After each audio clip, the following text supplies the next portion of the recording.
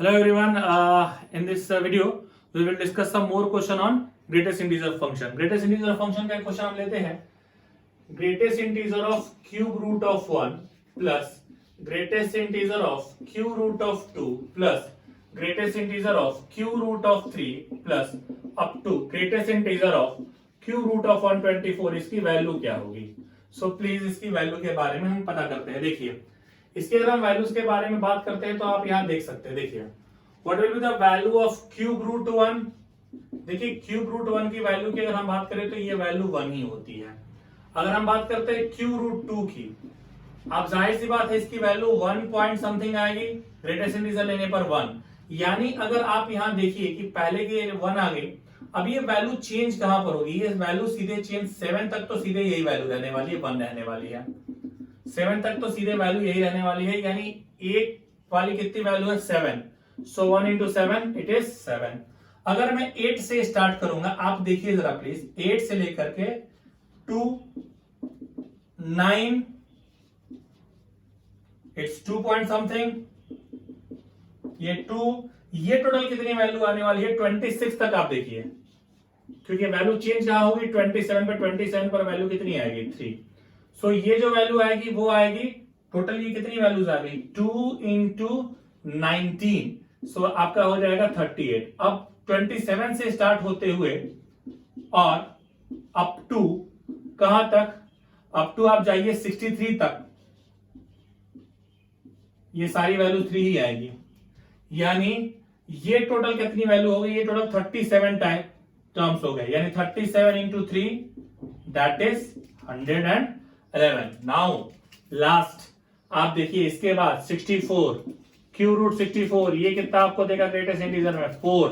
और यहां से लेकर के 124 तक ये सारा का सारा क्या रहने वाले हैं? 4. यानी ये टोटल कितने टर्म्स हो गए? अगर आप ध्यान लगा के देखिए, 64, ये 61 टर्म्स हो गए. यानी 61 into 4 244. Final answer will be 244 plus 111 यानी 355. 355 plus 38 plus 7. So 400 will be the required answer of this particular question. बहुत बढ़िया सवाल है. आप देखिए, नेक्स्ट की हम बात करते हैं. अगर क्यूब रूट 124 एक और क्वेश्चन हम देखते हैं. Number of solution of the equation. देखिएगा, इसको मैं ट्रिग्नोमेट्री के साथ रिलेट कर रहा हूं और ट्रिग्नोमेट्री के साथ रिलेट करके कैसे क्वेश्चन आते हैं उन क्वेश्चन के बारे में भी हम बात करेंगे. और अगेन बहुत अच्छा ये भी क्वेश्चन होने वाला है. आप देखिए जरा, हम इसको रिलेट कर रहे हैं ट्रिग्नोमेट्री के साथ.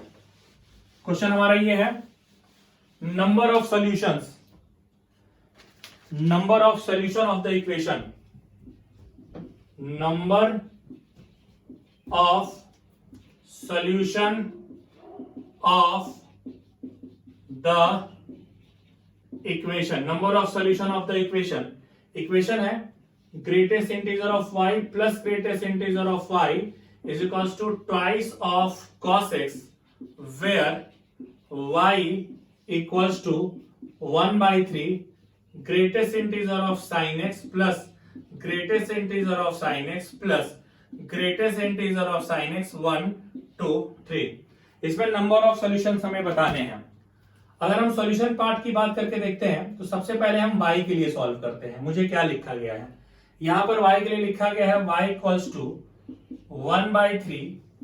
देखिए, greatest integer of sine x plus greatest integer of sine x plus greatest integer of sine x and 1 2 3. आप इसको कैसे लिख सकते हैं? 1 by 3 is equals to sine x plus sine x greatest integer में plus sine x greatest integer में. ये आपका दे देगा 1 y equal to 1 by 3 into 3 greatest integer of sine x. 3 3 cancel, y equals to greatest integer of sine x. So ये आ गया y equals to greatest integer of sine x. और पहले इक्वेशन की हम बात करके देखते हैं तो यहां पर लिखा है y यानी कि greatest integer of sine x plus greatest of greatest integer of sine x. इसकी वैल्यू की बात हम करेंगे, equals to twice of cos x. आप यहां समझ सकते हैं चाहे कितने भी ग्रेटेस्ट इंटीजर लगा दीजिए, मैंने अभी कहा ये सिर्फ sin x ग्रेटेस्ट इंटीजर में हो जाएगा, प्लस ग्रेटेस्ट इंटीजर में फिर ये भी अलग से sin x हो जाएगा और कुछ भी चेंज नहीं होगा।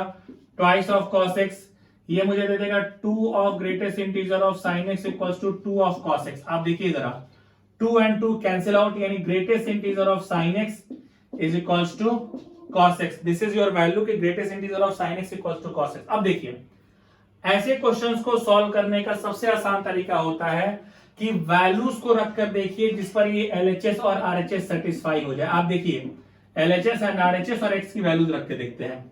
अगर आपने x की वैल्यू 0 रखी, ग्रेटेस्ट इंटीजर ऑफ sin 0 ये 0, cos 0 1, ये इक्वल नहीं है।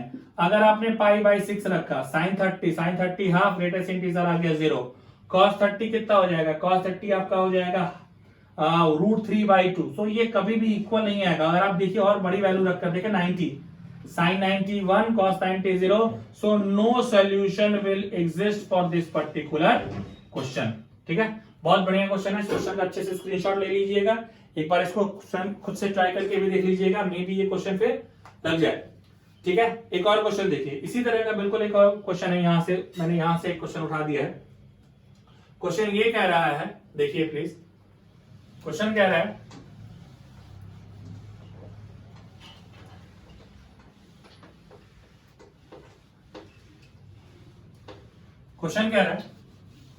यहीं से क्वेश्चन उठा दिया मैंने। क्वेश्चन ये कह रहा है कि greatest integer of sin x plus cos x equals to 0। What does it mean to you sir? Nothing dear. आप यहां पर बहुत इजीली लिख सकते हैं। क्या लिख सकते हैं कि greatest integer of sin x is equals to minus of cos x। बस खत्म। आप x की वैल्यू रखिए, LHS रखिए और RHS रखिए। x की वैल्यू 0 रखना पर sin 90 0, cos 90 0, सॉरी x 0 है ना, sin 0 0, cos 0 1, यानी ये -1। सो ये किसी भी वैल्यूज को सेटिस्फाई ही नहीं करेगा। आप देख सकते हैं x की वैल्यू अगर आप π/2 भी रखकर देख लीजिए, sin 90 आपका कितना देगा 1 0। सो किसी भी वैल्यूज के लिए सेटिस्फाई नहीं करेगा, तो इसका भी आंसर क्या हो जाएगा, नो सॉल्यूशन। इस तरह के मैं आपको एक दो और क्वेश्चन प्रैक्टिस के लिए करा देता हूं, आप देख लीजिए ताकि ये बिल्कुल क्लियर हो जाए आपके लिए। देखिए मैं एक दो क्वेश्चन और प्रैक्टिस के लिए करा देता हूं इस तरह के। देखिए आप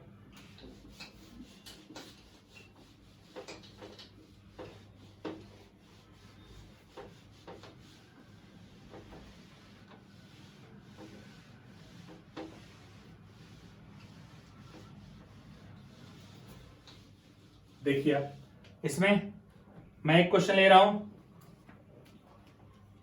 3 क्वेश्चन अभी मैं डिस्कस कर देता हूं, उसके बाद आपको ग्रेटेस्ट इंटीजर से रिलेटेड क्वेश्चन लग जाएंगे। फिर फंसेंगे ग्रेटेस्ट इंटीजर और फ्रैक्शनल पार्ट वाले, वो भी मैं डिस्कस करूंगा। नंबर ऑफ सॉल्यूशन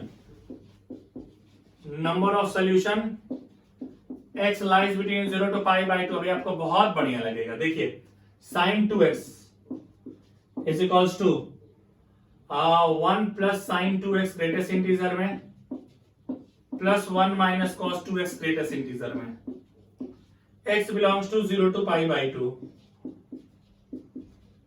आप ध्यान लगा के देखिए जरा। अगर हम बात करते हैं सॉल्यूशन की, बहुत अच्छे समझिएगा, x बिलोंग्स टू 0 to π/2 है, तो 2x बिलोंग्स कहां से कहां तक करेगा, 0 से पाई तक।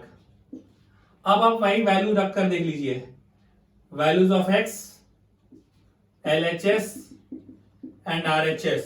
अब आप अगर यहां रखकर देखेंगे, x की जगह अगर आपने रख दिया 0, बेटा LHS क्या हो जाएगा 0, sin 0 0, ये 1 हो जाएगा, cos 0 कितना हो जाएगा, cos 0 आपका हो जाएगा 1 में से 1 गया 0, यानी सिर्फ 1। LHS RHS के इक्वल ही नहीं आएगा। आप कोई भी वैल्यू रख करके देख लीजिएगा, आप π/2 रख कर देख सकते हैं। sin 180 आपका कितना हो जाएगा 0। RHS में रखकर देखिए, ये sin 180 0 यानी 1 आएगा, और यहां आप रखेंगे cos 180, ये देखिए ये 1 आ गया और ये प्लस ये 3 हो जाएगा। ये कहीं पर भी इक्वल ही नहीं आएगा, सो ये कभी भी पॉसिबल नहीं है। सो इसमें भी आप सीधे लिखेंगे नो सॉल्यूशन। तो इस तरह के क्वेश्चंस आपको लगाने आने चाहिए। एक और भी क्वेश्चन मैं लेकर आपको बता देता हूं, देखिए